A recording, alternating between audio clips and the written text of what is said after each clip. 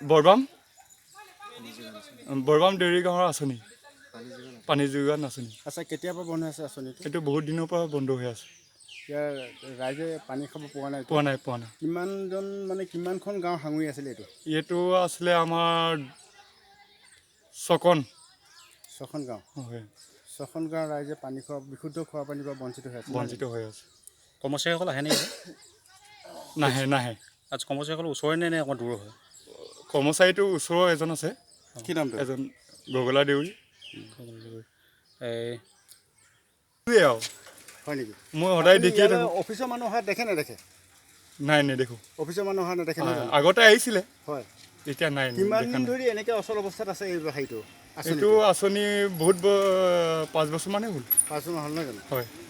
ইয়াত কোনো মানে তেতিয়াৰ পৰা পানী যোগান নাই। কিমানখন গাঁৱৰ ৰাইজে পানী খাব পাইছিলে এই ছয়খন গাঁও? কোনখন গাঁও পৰিছিলে?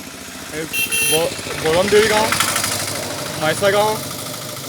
মাইছা গাঁও এইবিলাক কছাৰী গাঁও, দিহিঙীয়া গাঁৱলৈকে আছিলে।